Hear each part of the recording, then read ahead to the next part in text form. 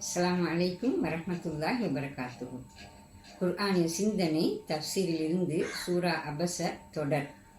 மஹ்ஷர் வெளியின் காட்சி. வசனங்கள் 33 தொடக்கம் 42 வரை. ஃபஇதா ஜாஅத்திஸ் ஸாஹா, கால்களை செவிடுபடச் செய்யும் அந்த பயங்கர சப்தம் வரும்போது.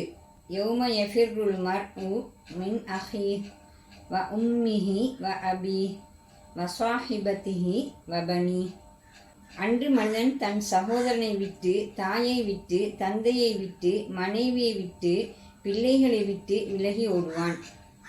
லிகுல்லி இம்ரிஇம் மின்ஹும் யௌமஇதின் ஷஅனுன் யுஅனி, அன்று ஒவ்வொருவரும் தம் கவலையிலேயே மூழ்கிப் போய் விடுவர்.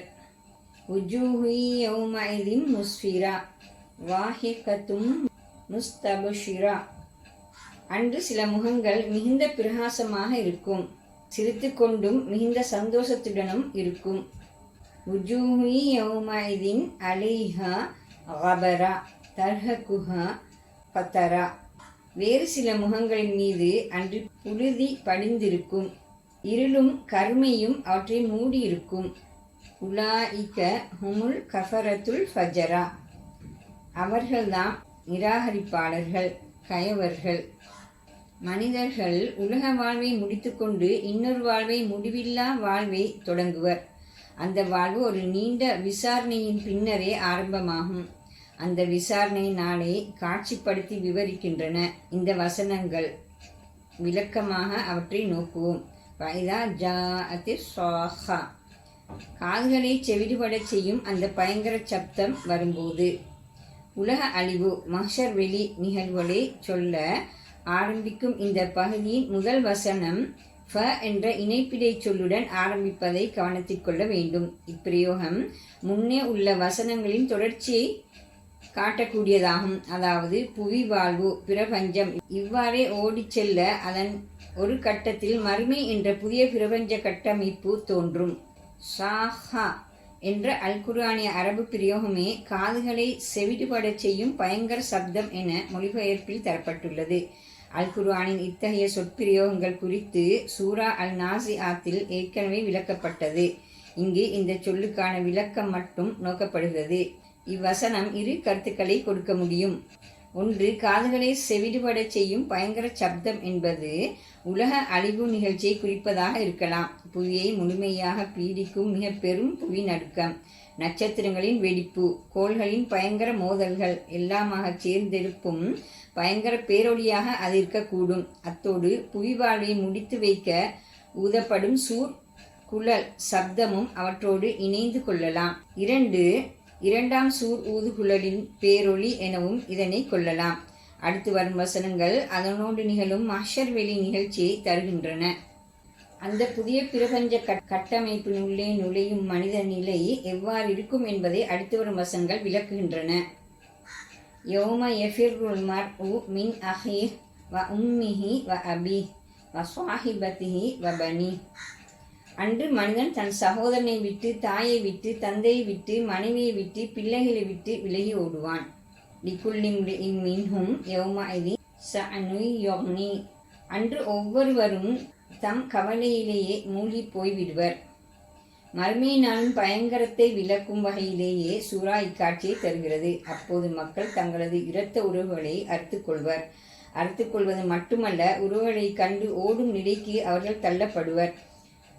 தனையனுக்காக பெரும் தியாகம் புரிந்து உழைத்த தந்தை, தந்தையோடு அன்பும் இரக்கமும் கொண்டு வாழ்ந்த மகன், மகனை வாழ வைக்க தனது சுகங்களை தியாகம் செய்த தாய், தாயை மிகுந்த பரிவோடும் இரக்கத்தோடும் கவனித்து கொண்ட மகன், இப்படி மிக நெருக்கத்துடன் வாழ்ந்த எந்த உறவுகளும் அப்போது ஒருவருக்கொருவர் கொஞ்சமும் உதவப் போவதில்லை. நிலைமை அவ்வளவு பயங்கரமாக அப்போது இருக்கும். ஒவ்வொரு சிறிய நற்செயலுக்குமான கூலி மிக பெருமானம் கொண்டதாகவும், ஒரு சின்ன குற்றமும் பூதாரமாக கண்முன்னே வந்து நிற்பதாகவும் அப்போது இருக்கும். இக்கருத்தையே இப்பகுதியின் இறுதி வசனம் கீழ்வருமாறு கூறுகிறது. அன்று ஒவ்வொருவரும் தம் கவலையிலேயே மூழ்கி போய்விடுவர். அப்போது ஒவ்வொருவரும், நான் எவ்வாறு இந்த பயங்கரத்திலிருந்து தப்பித்துக் கொள்வது, என்னை காத்துக்கொள்ள என்ன வழியுள்ளது என்று கவலையிலும் மனக்குழப்பத்திலும் மூழ்கி போய் விடுவர். நபிமார்கள், தூதர்கள் கூட என்னை காப்பது எவ்வாறு என்று சொல்லும் நிலைக்கு தள்ளப்படுவர் என்று இறை தூதர் முகமது ஸல்லல்லாஹு அலைஹி வஸல்லம் அவர்கள் அந்நாள் பற்றி விவரித்தார்கள். ஆதாரம் சஹீஹ் அல் புகாரி, ஹதீஸ் இலக்கம் 4712, சஹீஹ் அல் முஸ்லிம். உறவுகள் மேற்கூறியவாறு அருந்து போவது மட்டுமல்ல, உறவுகளை கண்டு ஓடும் நிலையே அப்போது உருவாகும் என்று மேற்கூறிய வசனங்கள் விளக்கின. அதற்கான காரணம் என்ன என்பதை இரு வகையில் விளக்க முடியும். ஒன்று, பிள்ளைகள் தந்தையையும் தந்தை பிள்ளைகளையும் கணவன் மனைவியையும் மனைவி கணவனையும் இவ்வாறு உறவுகள் அனைத்தும் தனது அடுத்த உறவினரை வற்புறுத்தி கெஞ்சி கூத்தாடி ஏதாவது சாதித்துக் கொள்ள முயலுதல் உலகின் இயல்பான நிகழ்வு. மறுமையின் இப்பெரும் அபாய நிகழ்வின் போது அப்போக்கு உறவினர்களிடையே மிக தீவிரமாக எழ சாத்தியமுண்டு. ஆனால் மறுமையின் அபாயத்திலிருந்து தப்புதலே எதிர்கால நிரந்தர வாழ்வை தீர்மானிக்கும் என்ற நிலையில் இரத்த உறவுகள் ஒரு பெரும் தொந்தரவாகவே அப்போது தோன்றும். எனவே அப்போது மனிதன் தன் உறவுகளிடமிருந்து விலகி ஓடி ஒளியவே முனைவான். 2. இங்கே சூரா குறிப்பிட்ட உறவுகள் மிக நெருக்கமானவை, உலகில் இரண்டர கலந்து நெருங்கி வாழ்ந்தவை. இந்த வகையில் ஒருவருக்கொருவர் அநியாயங்கள் செய்து வாழ்ந்த நிலைமையையும் அப்போது காணப்பட்டிருக்க முடியும். தன்னை காத்துக்கொள்வதிலேயே முனைந்து நிற்கும் இந்த பயங்கர சந்தர்ப்பத்தில் தன் உரிமைகள் பற்றி பேசி அவற்றை பெற மிக பொருத்தமான சந்தர்ப்பம் இது என உறவுகள் கருத முடியும்.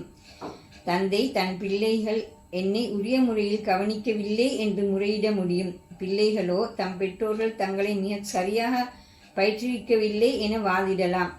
மனைவி கணவனை குற்றம் சாட்டலாம். இப்பயங்கர நிலைக்கு உட்பட்டுவிடக் கூடாது என்பதை உணர்ந்தே உறவுகள் விலகி ஓட முனைகின்றன. இந்த வசனங்களின் ஊடாக உறவுகளை விட்டு விலகி ஓடும் மனித நிலையை அல் குர்ஆன் இங்கே நுணுக்கமாக விளக்கியுள்ளமையையும் அவதானிக்க முடியும். உறவின் நெருக்கத்திற்கு ஏற்ப உறவை விட்டு விலகி ஓடுவதும் அமையும் என்கிறது வசனம். ஒரு மனிதனுக்கு மிக நெருக்கமானவர்கள் பிள்ளைகள். அவர்களிடமிருந்து விலகி ஓடல் இறுதியிலேயே நிகழ முடியும். அடுத்து மனைவி. தாயும் தந்தையும் பிள்ளைகள் மனைவியோடு ஒப்பிடும்போது ஓரளவு தூரமானவர்கள். தாயும் தந்தையும் பிள்ளைகள் மனைவியோடு ஒப்பிடும்போது ஓரளவு தூரமானவர்கள். திருமணம் முடித்து பிள்ளைகள் கிடைத்ததன் பின்னர் தாய் தந்தையரை விட்டு தூரமாதல் இயல்பாக நிகழ்வதுவே. சகோதரன் இந்த இரத்த உறவுகளிலே ஒப்பீட்டிறுதியாக தூரமானவன்.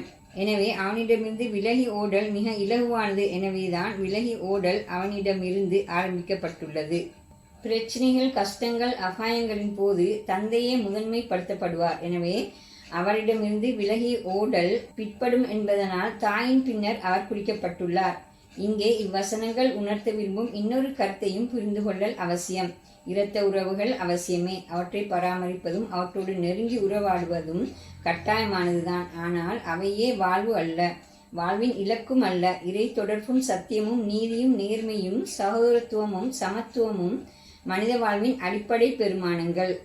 அவற்றை தன்னில் உருவாக்கி கொள்ளும் மனிதனே உண்மையில் மனிதன். அப்படியில்லாவிட்டால் இரத்த உறவின் நிரந்தரமற்ற தன்மையை மறுமையின் போது அவன் அனுபவித்தறிய வேண்டிய நிலை ஏற்படும்.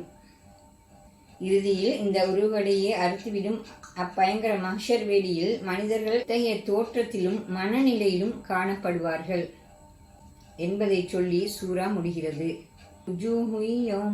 முஸ்ஃபிரா வாஹிகத்தும் முஸ்தபஷிரா. அன்று சில முகங்கள் மிகுந்த பிரகாசமாக இருக்கும், சிரித்துக்கொண்டு மிகுந்த சந்தோஷத்துடனும் இருக்கும்.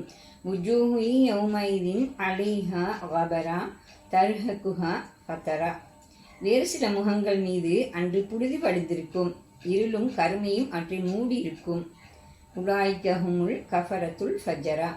அவர்கள் தாம் நிராகரிப்பாளர்கள், கயவர்கள். மஹ்ஷர் வெளியில் நிற்கும் மனிதர்களை அடையாளம் காட்டுகின்றன இவ்வசனங்கள். அங்கே சில முகங்களை பார்க்கிறோம். அவை பிரகாசிக்கின்றன, சிரிக்கின்றன, மிகுந்த சந்தோஷத்தில் இருக்கின்றன. பயங்கரங்கள் நிறைந்த அந்த மஹ்ஷர் வெளியிலும் சிரித்து கொண்டும் சந்தோஷத்துடனும் நிற்கும் வாய்ப்பு கிடைத்த இம்முகங்களுக்கு உரித்துடையோர் யார் என வசனங்கள் தெளிவாக கூறவில்லை. ஏனெனில் அது மிக தெளிவு. உலகில் இறைவன் இருப்பதை ஏற்று நம்பிக்கை கொண்டு அவனோடு தொடர்புபட்டு வாழ்ந்தவர்கள் இவர்கள். விளைவாக உயர்ந்த மனித பண்பாடுகளோடும் நடத்தைகளோடும் அவர்கள் தமது வாழ்வை கொண்டு சென்றனர். இன்னொரு புறத்தால் வேறு சில முகங்கள் அன்று செழிப்புற்றிருக்கா, ஆடி உலர்ந்து தூசு படிந்தவை போல் அவை காணப்படும். அவை கருமையுற்று அவற்றின் மீது இருள் மூடியிருக்கும். பயமும் அவமானமும் பீடித்துள்ள மனிதர்களின் நிலையே இது. அவர்களை தெளிவான வார்த்தைகளாலேயே சூரா விளக்குகிறது. அவர்கள் சிந்தனையில் நிராகரிப்பாளர்கள், நடத்தையில் கயவர்கள், மிக மோசமானவர்கள். அதாவது இறைவனை நிராகரித்தது மட்டுமல்ல, தமது நடத்தையால் மனிதர்களுக்கும் உலகப் பொருட்களுக்கும் தீங்கும் அநியாயங்களும் செய்து வாழ்ந்தவர்கள் அவர்கள். எனவே அவர்கள் தண்டனைக்குரியவர்கள். அப்பெரும் தண்டனையை கண்டுதான் அவர்கள் அத்தகைய முகத்தோற்றத்தினை அடைந்தார்கள். இவ்வாறு மனித வாழ்வின் இறுதி நிலையை சுட்டிக்காட்டி சூரா முடிகிறது. சூரா தரும் சிந்தனைகளும் கருத்துக்களும். 1. சமூகத்தின் அடிநிலை மக்களுக்கு உரிய கண்ணியத்தையும் மரியாதையையும் மீட்டுக் கொடுப்பது இத்தூதின் அடிப்படை பணிகளில் ஒன்று. இஸ்லாத்திற்கான பிரச்சாரத்தின் போது கூட இது கவனத்திற்கொள்ளப்பட வேண்டும். அப்பகுதியில் ஒரு தவறு நிகழ்கிறது என கண்டபோது அதனை அல்லாஹ் கண்டித்தமை இக்கருத்தின் நடைமுறை பிரயோகமாகும். 2. நிராகரிப்பு விஞ்ஞானபூர்வமானதோ பகுத்தறிவு ரீதியானதோ அல்ல. நேர்மையான பிரபஞ்ச ஆய்வு நம்பிக்கைக்கு இட்டு செல்லும். இந்த வகையில் நிராகரிப்பு என்பது ஒரு நன்றி கொன்ற செயற்பாடு. எனவே அது ஒரு குற்றம். 3. மறுமையின் தொடக்கமான மாஷர் வெளி இரத்த உறவுகளையே அறுத்துவிடும் மிகுந்த அபாயங்கள் நிறைந்த ஓரிடமாகும். எனினும் ஆழ்ந்த இறை தொடர்பும் நன்னடத்தையும் கொண்டோர் அப்பயங்கரத்தின் போது கூட சந்தோஷத்தோடும் சிரித்து கொண்டும் இருப்பர். இத்துடன் சூரா அபஸ தஃசீர், அதாவது விளக்க உரை முடிவடைகிறது. இன்ஷா அல்லாஹ் அடுத்த வீடியோவில் சந்திப்போம். அஸ்ஸலாமு அலைக்கும் வரஹ்மத்துல்லாஹி வபரகாத்துஹு.